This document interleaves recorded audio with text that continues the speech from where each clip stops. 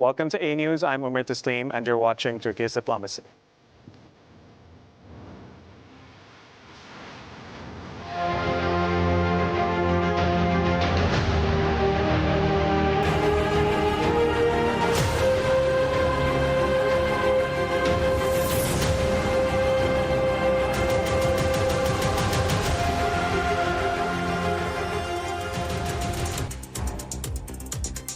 The crisis in Gaza is deepening as Netanyahu pushes for full occupation and new settlements, defying warnings from the United Nations and European leaders. More than 2 million people have been displaced, and starvation is claiming lives as aid remains blocked. Today, I'll be discussing Israel's escalating massacres and how Russia's demands on Ukraine, NATO expansion debates, and a possible Trump-Putin deal are reshaping global geopolitics.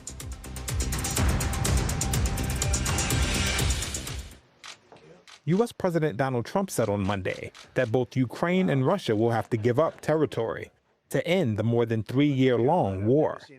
There'll be some land swapping going on. I know that through Russia and through conversations with everybody, to the good, for the good of Ukraine. Good stuff, not bad stuff. Also, some bad stuff for both. So there's good and there's bad. Trump's comments come just days before his highly anticipated meeting with Russian President Vladimir Putin in Alaska. European leaders and Ukrainian President Volodymyr Zelensky plan to speak with Trump ahead of his summit with Putin, amid fears the U.S. may dictate unfavorable peace terms to Ukraine. Zelensky warned on Monday that any concessions to Russia would not persuade it to stop fighting. In an evening video address, Zelensky said there were no signs Russia was preparing to end its hostilities in Ukraine, saying, quote, "They are moving their troops and forces in such a way as to launch new offensive operations," and adding, quote, "If someone is preparing for peace, this is not what is done." While Zelensky will not be in attendance at the Alaska summit Friday, Trump said he would immediately relay the details of the conversation to the Ukrainian leader and expressed optimism about future meetings.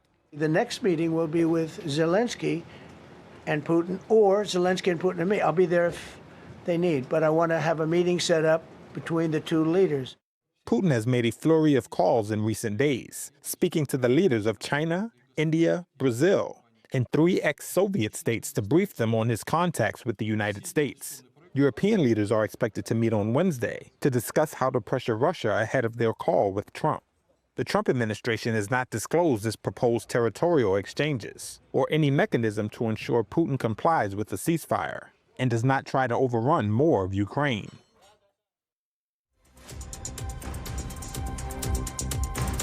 Welcome back to the program. Joining us now in the first half of the program is Dr. Mehmet Çelik, the editorial coordinator of Daily Sabah. Dr. Mehmet, welcome to the program. Thank you, Omar. Good morning. Good morning.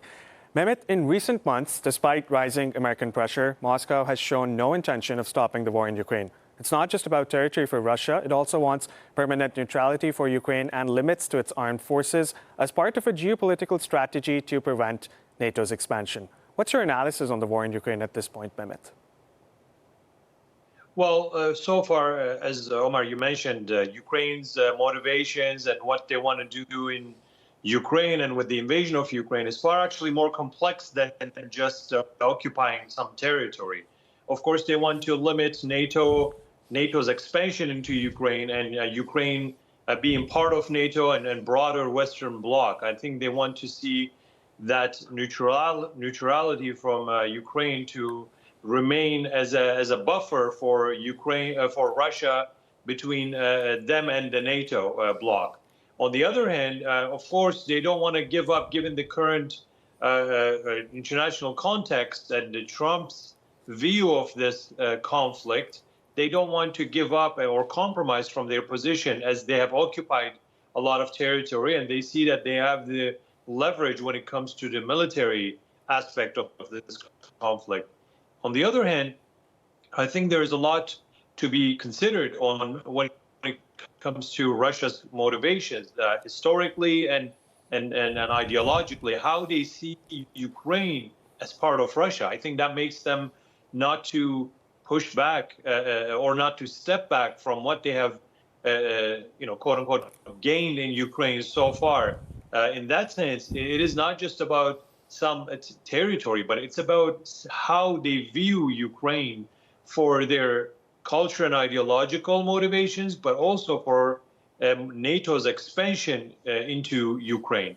In that sense, when we look at the compromises, when we look at these negotiations between Ukraine, the Western Bloc on one side, and on the other side, Russia, this gives Putin a leverage. When we also consider that Trump views this conflict differently than Zelensky and the European leadership. So, given all these different dynamics, Putin makes this conflict more, I think, to serve his hand in a way.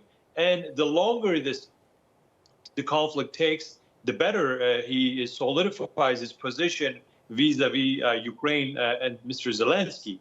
In that sense, I think the fact that there is no unity, the fact that there is this discrepancy between how Europe sees this conflict and how the United States sees this conflict, it makes the situation more complex and prolongs the war. Hence why we haven't seen any solutions, despite the fact that the sides have met 3 times in Istanbul. Mehmet, now there is fear in Ukraine that it might have to cede territory to Russia, and the summit that we're going to see on Friday in Alaska between Trump and Putin, Zelensky has not been invited to that summit. Do you think that Trump is sidelining Zelensky deliberately? Oh, I think no doubt that Zelensky is being sidelined at the moment. Deliberately, or as part of the U.S. strategy, or as part of Trump's personal leadership style, I'm not sure. But I think the fact that Zelensky is sidelined also gives a message to the European leaders as on their aspirations for this new security architecture. Zelensky is being sidelined, but this is not something that only shows that Western Front disagreements or how they are not unified. And this is not something that Zelensky will accept. And he said it already, that anything that does, any negotiation that excludes the Ukrainian side is one that will be a stillborn negotiations. So I think if Trump wants to end this war, he can perhaps negotiate with Putin and put an end to it on the terms that the U.S. sees for Ukraine. Whether this will be accepted by the European leadership as well as Mr. Zelensky or the Ukrainians, that's a different story. But I think Trump wants to rush into ending this conflict, and he sees Zelensky's non-compromising or the European leadership's, at least willingness to prolong this war and regain the Ukrainian territory. When this is the case, I think Trump is rushing in a way, and he wants to be the peacemaker or the deal maker by ending this conflict at the expense of some Ukrainian territory. I'm not sure if this will be something that Zelensky or the Ukrainians will accept, as they are literally being sidelined, and they are considering themselves to be sidelined right now. Mehmet, we must not forget the measures taken by the Turkish government as well over the past few months. The Turkish government has held many summits, not just in Istanbul, but also in other cities, in Ankara, in Antalya. How are you looking at the measures that were taken by the Turkish government and Turkish President Erdogan's push to end the war in Ukraine? Well, first of all, Turkey is not a neutral mediator in this conflict. Turkey supports Ukraine's sovereignty. Turkey has voiced its position against the Russian invasion into Ukraine. But at the same time, Turkey wants to establish peace in its region through diplomatic channels. Turkey says that there is no winner. Mr. Erdogan says that there's no winner in the war, and there is no losers in the peacemaking. Because of this approach, Turkey has leveraged and elevated its diplomatic muscle to set up a negotiation table several times. I mean, the last 3 times were in Istanbul, but prior to that, one took place in Antalya as well. Turkey does not want to see conflicts in its region, as it is being affected by it, as it is in its immediate neighborhood. It affects Turkey directly. But nevertheless, I think Turkey wants to see diplomacy working for this conflict to end, because it believes that the war is not, there's no exit strategy at the moment through hard power, through strikes, through bombings or military offensives. So, Turkey has, since day one, voiced its condemnation of this invasion and have, voiced its support for Ukraine's sovereignty. At the same time, Turkey has very working good relations with Russia. Because of these good relations with both sides, Turkey has been a trustworthy partner to host these meetings. Three of them has happened in addition to Antalya, and frequently in the through the back channel diplomacy, Turkey is conducting these negotiations or facilitating these negotiations. Turkey does not want to see this conflict prolong any longer, as the Ukrainians suffer, the Russia is not settled, the region itself is suffering, and even global food crises they were affected, and that's why the grain deal Turkey was one of the actors that made this happen. At the end of the day, Turkey wants to see peace and stability in this region, and it is using its diplomatic muscle to facilitate these talks, and Turkey will continue, has already voiced that they want to continue to be the mediator in these talks.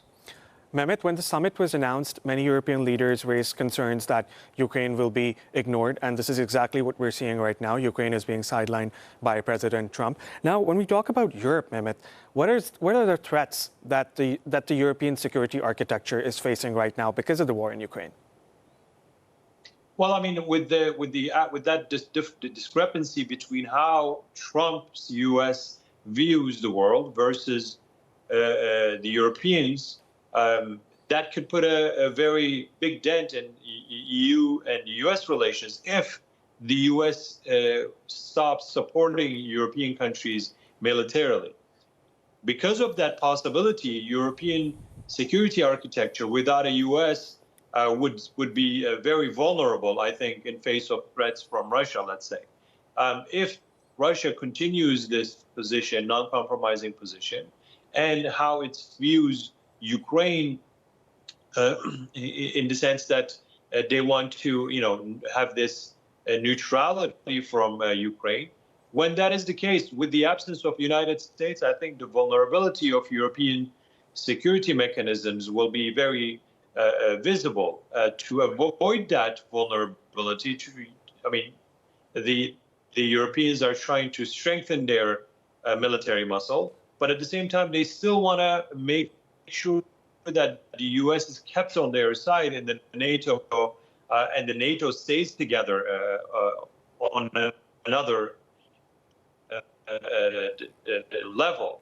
How they will manage this, it is going to be very complex, as the threats are not just national. I think the fact that Russia is posing a threat or a perceived threat to European continent also must be considered within the context of U.S. absence. If that possibility is still there and the United States pulls away from NATO in that possibility, or stops supporting Ukraine, or stops supporting European countries militarily or in terms of security mechanisms.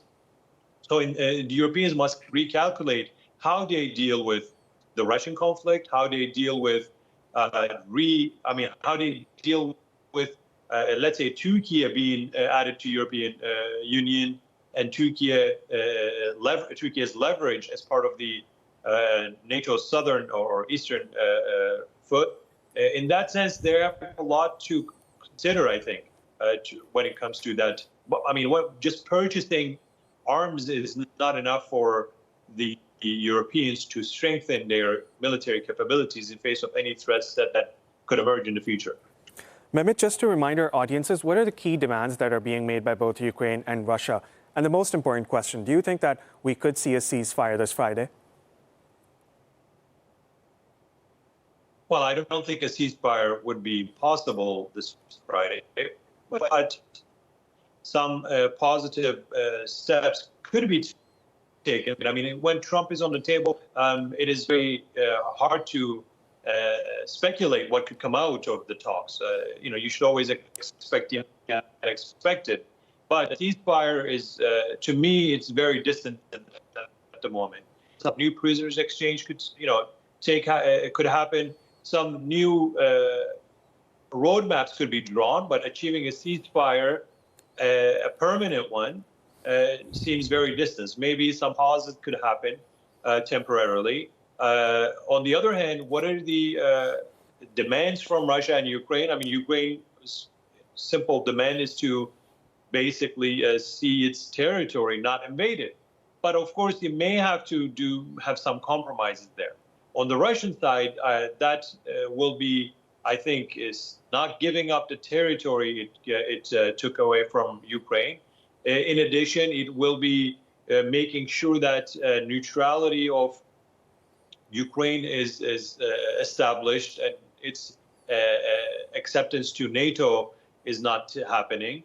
It will make sure that new elections are taking place in Ukraine, and they want to, they have this leverage over domestic affairs of Ukraine. I mean, this is something that I think emerged in the second meeting in Istanbul as well.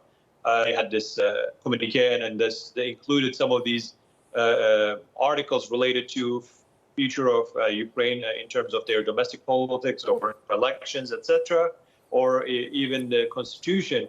But it will have a non-compromising position in terms of the territory that they have gained, and Ukraine's neutrality would be, I think, 2 points that Russia is demanding at the moment, and they will. This will be perhaps discussed on Friday between Trump and Putin as well. Dr. Mehmet Çelik, the editorial coordinator of Daily Sabah, thank you so much for that analysis. Turkish President Recep Tayyip Erdogan has cautioned against the risk of a broader regional conflict, warning that Israeli Prime Minister Benjamin Netanyahu's policies could ignite greater instability across the Middle East.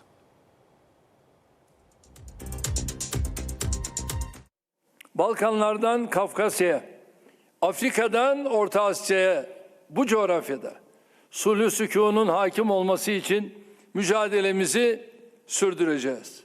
Turkey's presidential cabinet convened under the chairmanship of President Recep Tayyip Erdogan in Ankara on Monday. Hafta sonu Filistin Devlet Başkanı Mahmud Abbas ile bir telefon görüşmesi yaparak İsrail'in Gazze'ye yönelik yeni işgal planlarını değerlendirdik. Türkiye'nin bu konudaki kararlı duruşunu Sayın Abbas'a ifade ettim. The Turkish leader sharply criticized Israel's ongoing military actions in the occupied Gaza Strip. Netanyahu ve katliam şebekesinin siyasi ömürlerini uzatmak uğruna bölgemizi daha büyük felaketlere sürüklemelerine izin vermeyeceğiz. The remarks come amid growing international condemnation of Israel's military campaign, which has triggered a worsening humanitarian crisis in the besieged territory. Gazze'deki vahşeti durdurmak, açlıktan kırılan Gazze'li kardeşlerimize insani yardımları kesintisiz ulaştırmak için ne gerekiyorsa yapıyoruz. Gazze'ye umut ışığı olabilmek için devletimizin tüm imkanlarını, tüm diplomatik kapasitemizi seferber etmiş durumdayız. Terör devleti İsrail'in Filistinli kardeşlerimize yönelik vahşeti, barbarlığı, kıyımı, işkencesi, zulmü karşısında en net tepkiyi veren ülke Türkiye'dir. Israeli forces deliberately targeted and killed a prominent Al Jazeera journalist and at least 6 others near Gaza hospital, dealing a devastating blow to press freedom in the midst of the ongoing Israeli genocide. In a targeted Israeli strike, Israel's military targeted an Al Jazeera correspondent with an airstrike Sunday, killing him, another network journalist and at least 6 other people, all of whom were sheltering outside the Gaza City Hospital complex. Extensively from northern Gaza. Officials at Shifa Hospital said those killed included Al Jazeera correspondents Anews al-Sharif and Mohammed Korika. Began some 22 months ago.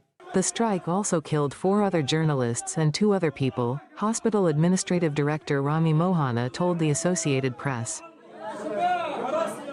The strike also damaged the entrance to the hospital complex's emergency building. Both Israel and hospital officials in Gaza City confirmed the deaths, which press advocates described as retribution against those documenting the war in Gaza. Israel's military later Sunday described al-Sharif as the leader of a Hamas cell, an allegation that Al Jazeera and al-Sharif had previously dismissed as baseless.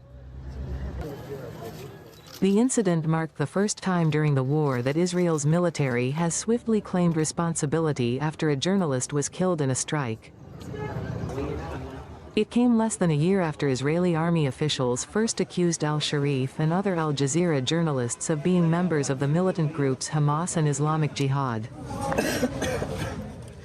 In a July 24 video, Israel's army spokesperson Avichai Adreye attacked Al Jazeera and accused al-Sharif of being part of Hamas military wing.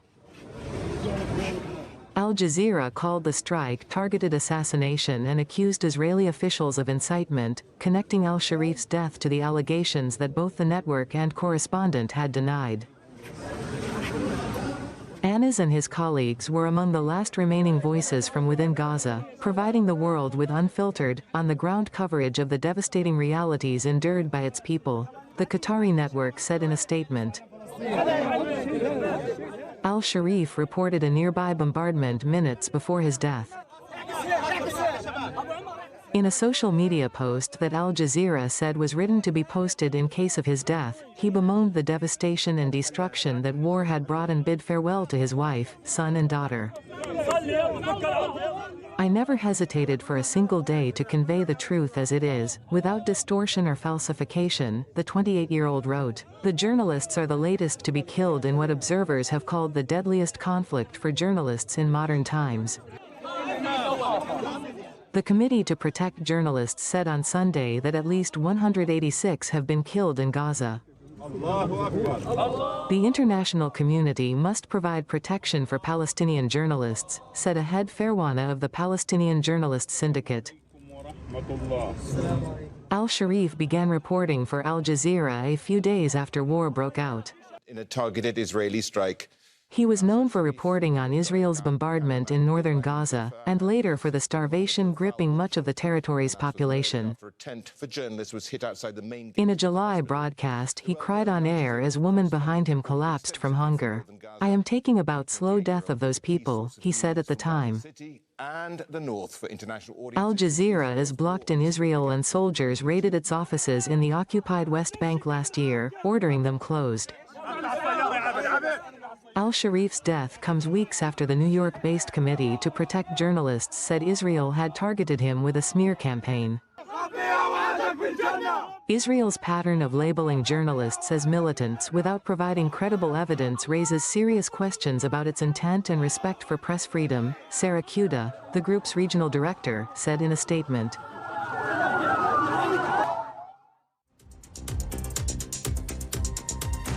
Welcome back to the program. Joining us now from the Pakistani capital is political analyst Javed Rana.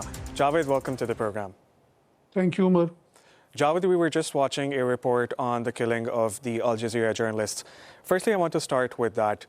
How are you looking at this latest situation? We've seen over 250 journalists killed by Israel, and now 5 more have been killed by the Israeli forces. How are you analyzing the recent actions made by the Israeli government? Well, I think if we have to calculate all wars which were fought during last 1 century, World War I, World War II, Korean War, Afghanistan War, Libyan War, US attack on Libya, combining all these wars, the total number of the journalists killed in those wars and the total number of the journalists killed in this genocide of 2 years long genocide. It's a far more. That indicates the scale of this tragedy that is taking place, the scale of the tragedy that goes unnoticed in the world. Now, the problem is that the genocide is being live streamed. The killing of the doctors is being live streamed. The killing of journalists is being live streamed.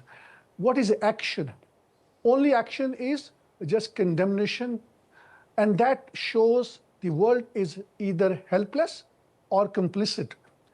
By world, I mean the world leaders, not the general public all over the world. Doctors are members of Hamas as per apartheid state Israel's charge sheet. Journalists are the members of the Hamas as per the charge sheet of apartheid Israel. Entire UN network, humanitarian network, which have been working for the decades in Gaza, they are members of the Hamas. Does it really make sense? Or it is obviously a method in the madness with which the apartheid Israel is getting all kind of impunity from the application of international law, from the application of humanitarian laws, from the application of basic human values. And it goes with the kind of a culture where the application of law is now becoming unthinkable. Unthinkable. Being once part of Al Jazeera, I have worked for Al Jazeera network for 4 years. And I remember and I can recall even the US was attacking Al Jazeera's correspondents in Afghanistan and other hotspots. Reason is that most of these journalists against whom US was trying to target them, they belong to Palestine. Now these Palestinian citizens, people from the occupied Palestinian territories, they have the extraordinary talent. They have the extraordinary determination. Wherever they are working, they have turned out to be very enthusiastic journalists who have played with their life, but they have reported the facts. I know them personally, being once part of Al Jazeera, and so many Palestinian journalists, they are friends of mine. I know them. And we have seen that these Palestinians, they have given their blood, but they have told to the world what is happening in Gaza. And Javed, you can kill the journalists, but you will not be able to erase the message that they have shown to the world, right? Because their message is going to stay forever, and people are going to learn from the Israeli atrocities, what Israel has done. So killing journalists will not solve the problem for Israel. So why is it still targeting those journalists? I think this is what we think, that is the case. You're right. But this is not something that in the capitals of the apartheid state, they don't think like us. They think that by killing these journalists, they can silence the voice. They can stop these live streamings of the genocide. That is what they believe. Now, the problem is that since they are going to launch a far bigger operation inside the Gaza city, which by and large was not fully attacked, though it has been under attack in terms of the airstrikes. Now, that means this genocide would be at another scale. And that is why in advance they have to silence these voices who've been reporting from Gaza City. So all these journalists are mostly based in Gaza City. That is where from journalists were operating. Now, these journalists have been reporting with starvation. I mean, many of them fainted while working. Umar, this is an extraordinary situation, something unimaginable. I cannot recall something like that happening in any other battlefield, where in a very systematic manner, journalists are not only being killed, they are also being starved to death. The entire population is being starved to death, but it goes unnoticed for the time being. It may be a militarily gains for apartheid state for a short term, but in the long run, mark my words, there would be large-scale violence against the Zionist network all over the world. This is going to happen. The scale at which the hatred exists against the Jewish community. This is ironical that I have to use the word of Jewish community to identify certain people. I think that was somewhere like maybe before the World War II. And I can recall that many Jewish communities, they've been protesting against this genocide. But I fear they would also be vulnerable for this violence, particularly in the USA, because there is a suppressed resentment. There's a pent-up feeling against the Zionist network. I think this is going to politically blow up sooner or later. Javed, we're seeing the hatred against Israel now. The mainstream media is now highlighting the response of the public as well. And a few days ago, we saw Australia has also now said that it's going to recognize the state of Palestine. So when you combine these statements from Western governments, from countries like Australia, that they are going to recognize the state of Palestine, don't you think that now the world is choosing the right side? It should have done that from the beginning, but for 2 years, we've been seeing how Israel has killed the Palestinians in the occupied Gaza Strip, and no one raised a voice. So what happens now, Javed? And then we also know that the UN General Assembly is coming up next month. So it's going to be a very packed summit where many countries are going to criticize Israel. What are your views about that? I think the atrocities and the genocides have been committed at a scale where now the public opinion has turned so much against the apartheid Israel that the world leaders who have been traditionally pro-Israel, there is a change of heart. More under pressure, more under compulsive condition, and not out of a free choice, because most of them, I would say, they've been compromised. You know the Epstein file. There are blackmailing tactics that Mossad has been using. There are dirty videos of these political leaders in Europe and in Washington that is in possession of Mossad. Because of those reasons, these political leaders are compromised. They are condemning it, but they are not undertaking any meaningful action. There is no sanctions against Israel. There is no trade blockage of Israel. There is no enforcement of ICJ and ICC's judgment against Israel. Had there been some semblance of enforcement of the International Arbitration Court's judgment, ICJ's judgment, ICC's judgment, I think things would have been different. Netanyahu have been moving all around the world, and that is an indicator that he enjoys the impunity from the application of international law. So in that context, I think we need to wait and see how things unfold, but certainly in the Western world, the governments are now feeling the heat. Reason being is that these humanitarian activists all over the world, they activated themselves on social media. They've been posting of what is happening in Gaza. That has changed the public opinion altogether. People are simply hating Israel. Now, it is a simply matter of time when they will take the law in their own hands. And I fear that there would be violence against the Zionist network all over the world, because they have crossed all the red lines of the fundamental values of humanitarianism. Now, they cannot say it is anti-Semitic, because that has been a method in the madness. Whenever you criticize Israel and whenever you point out there is a genocide, no, it is anti-Semitic. So this is a complete nonsense. I think now people are making fun of Israel whenever they say that it is anti-Semitic to criticize Israel. Javed, but don't you think this show of support is merely symbolic? Because if countries say, okay, we will recognize the state of Palestine, that won't end the hunger in the occupied Gaza Strip. That won't end the massacres of the Israeli government. How are you looking at these decisions? Because sometimes they may seem as if they're merely symbolic. They will have no effect in the short run. I think even something is better than nothing. The bigger question is that if they are so sincere, as you pointed out very rightly, then why they are taking so-called legal action against the pro-Palestinian protesters? Look at what the UK has been doing.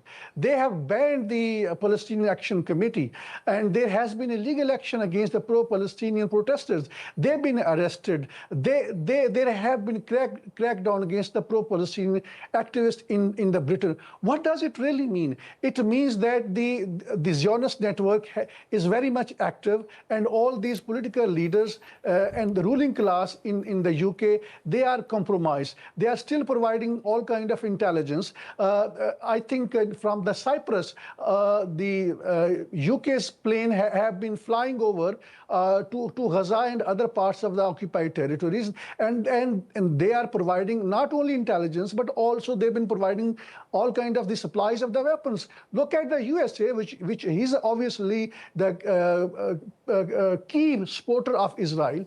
70% of the genocide, I think the credit goes to the Americans, because their weapons are the highest in number, in quantity. And that shows that this is a very systematic hypocrisy that the Western countries over the period of that time have introduced to their people. But again, West has risen up.